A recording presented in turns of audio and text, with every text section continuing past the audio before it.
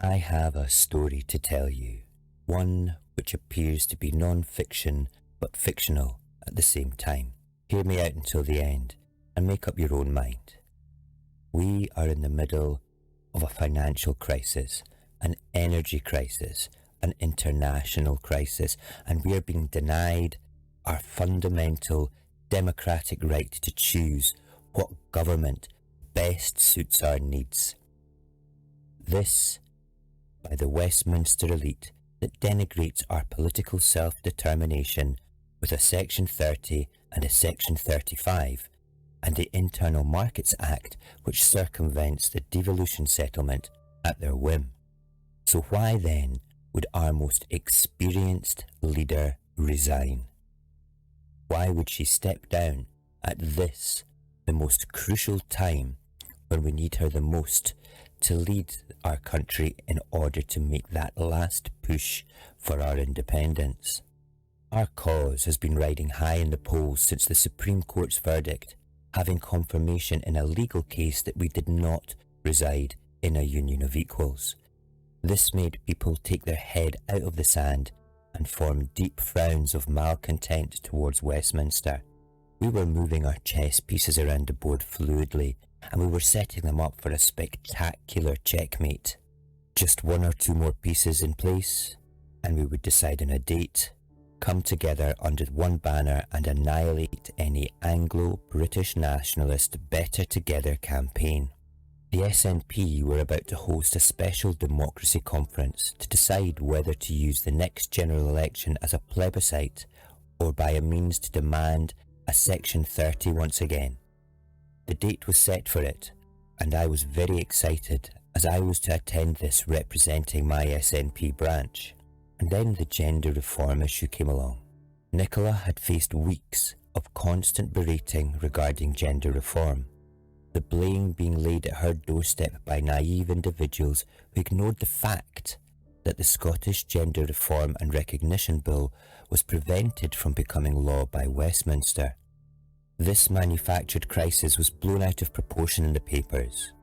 It was actually based around Westminster legislation, something that the Scottish First Minister has absolutely no say in whatsoever. But the right-wing media did not care about that. They just sat there and pushed, spewing out bile and lies about how NICOLA had decided this and that about trans prisoners.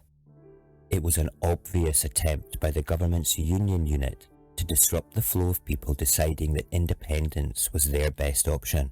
Picture this: young, sociopathic Tories hell-bent on making a name for themselves in the Machiavellian corridors of Westminster, scheming in ways to circumvent our democracy and bring down the reputation of our First Minister. Perhaps they thought, by denying royal assent of the gender bill and providing a platform for the voice of opposition to gender reform, and having the media not condoning trans hate but in fact stoking it, nurturing it and making it acceptable to polite people, that this would just maybe make the Scottish government look dreadful, and by association the thought of an independent Scotland. I mean, who would want to be governed by an independent Holyrood that allows men prisoners who now identify as women to spend the duration of their prison sentences in women's jails? It looked like the pieces that we manoeuvred around the board were no longer in the perfect place for that checkmate. Or perhaps they were. The Supreme Court were always going to rule against the motion, as they interpret law in black and white and not from a political mandate stance, but their verdict did get people thinking. Likewise, the gender reform bill that was always going to be contentious, where the old boots and dusty suits of Westminster fuddy-duddies were always going to hate it and were always going to push back against it. But who would have thought that they would have gone nuclear with a Section 35? And the use of this Section 35 once again made people look south and frown at Westminster. I talked to so many people that actually disagreed with the gender bill, but disagreed even more with the use of a Section 35. The final piece in this phase of the game was moved by the union unit and was the Ashcroft poll that stated yes was at the lowest it had been since 2014. Yes, that is the same Lord Ashcroft, billionaire businessman, owner of Hollywood magazine and best pals with David Cameron. Actually, he is not best pals with David Cameron, as it was Lord Ashcroft that outed the former Prime Minister as a lover of pigheads who also enjoyed cocaine-fueled parties at his private residence.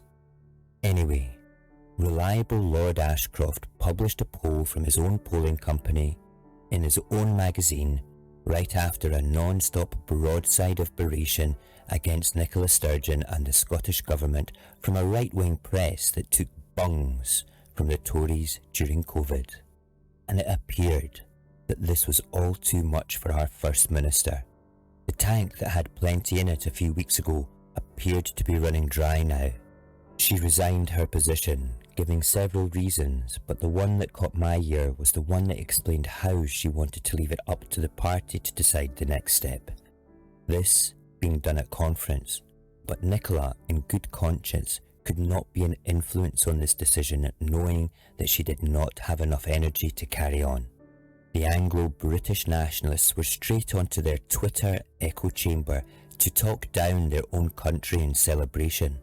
Even that mediocre union activist with the dirty jacket was apparently out in George Square celebrating with the strangest conga that I have ever seen. Again, I asked myself, why would our most experienced leader resign? Why would she step down at this, the most crucial time when we need her the most to lead the country in order to make that last push for independence? I looked across the chessboard and noticed that the Queen had fallen from a pawn taking her. The piece rolled unceremoniously off the table, and as she fell to the floor, Tories from Holyrood, lacking in any grace, berated her even more. So many of us felt the emotional loss and the dread feelings of not knowing what comes next. When I looked back at the table, I noticed that our pieces were still arranged to move for a spectacular checkmate, except now there was one more option. You see, with the First Minister's position now vacant, the clock started to count down. It was on a 28-day timer, from which if that timer expired or was not extended for a particular reason, and most importantly, the position of First Minister had not been filled, would mean an extraordinary general election in Scotland could be called. I checked this particular law to ensure that I was correct on the matter, and sure enough, under section 46 it described the following. I quote directly, "If one of the following events occurs, the Parliament shall within the period allowed nominate one of its members for appointment as First Minister." The events are the holding of a poll at a general election, or the First Minister tendering his resignation to His Majesty. The period allowed is the period of 28 days, which begins with the day on which the event in question occurs. The Act continues and states with regarding to dissolving Parliament, the presiding officer shall propose a day for holding a poll if the Parliament resolves that it should be dissolved, and if the resolution is passed on a vote that the number of members voting in favour of its dissolution is not less than 2/3 of the total number of seats for the members of Parliament, or any period during the Parliament is required under section 46 to nominate one of its members for appointment as First Minister ends without such a nomination being made. Wait, so am I reading the chessboard properly? We just sacrificed our Queen in order to select a new leader for the SNP, and then by means of the Scotland Act vote in a new First Minister. But if that position remains vacant because they have not selected a new First Minister, after 28 days it triggers an extraordinary general election in Scotland. This now gave another option for Checkmate. the use of a Scottish general election as a legal ballot box event to express by means of plebiscite our wish for self-determination. Apparently, the SNP as a whole were very surprised by NICOLA's resignation, but I doubt that. I feel that this was planned right from the start, taking advantage of all the demonstrable errors that the Union had made in the past 6 months. Constantly denying a Section 30, stating that they had to make Brexit work, and with that, Scotland had no route back to the EU. The Supreme Court's decision ruling against us on legislating for our own independence referendum. The use of a nuclear Section 35 to prevent the gender bill from getting royal assent. The constant berating of the Scottish Government and our First Minister by bunged press on the gender issue, even though we could all see that she was not responsible. And finally, the transparent Westminster Tory-fuelled Ashcroft poll. The strategy on the board is obvious to most of us watching, but we are only spectators until we are one move before checkmate. It will be up to the new leader to ensure the sacrifice of the Queen is not in vain, and then choose the most appropriate move to allow the independence movement to campaign on the checkmate. My preference is the extraordinary election, because it allows within that electoral franchise 16-year-olds and EU nationals residing in Scotland to vote upon it. It also makes it solely about Scotland in the press and not a UK-wide general election. Our campaign will be unstoppable, as we are starting at 50% or greater of Scotland wanting to vote yes. And what of the Anglo-British nationalists? What will their campaign be like? It will be one of transparent fear and arrogance, one that will not recognise the extraordinary general election as a plebiscite. They will not accept the result that yes will be our choice. But what happens if they don't accept it? What do we do then? How do we go about getting our freedom? Because no matter how loud we shout, and how many referendums or extraordinary general elections we use to demonstrate our need for yes, they will always say no. I looked to the floor and noticed that the Queen, who had fallen unceremoniously from the table after her sacrifice, was no longer there. Where was she? I looked around and I could not see her anywhere. She had gone. Wherever she was free now, free to take up a new mantle and a new position. You see, this particular Queen had spent a long time learning her craft and laying the foundations for the last steps of the game that she knew would eventually arise due to Westminster's inability to not be a fair and honest modern democracy. She knew and understood the Westminster elite would always deny Scotland's right of self-determination, even if we demonstrated it in a legal ballot box event. So she knew she would have to take this to the international community. But remaining as First Minister tied her to the duties of high office.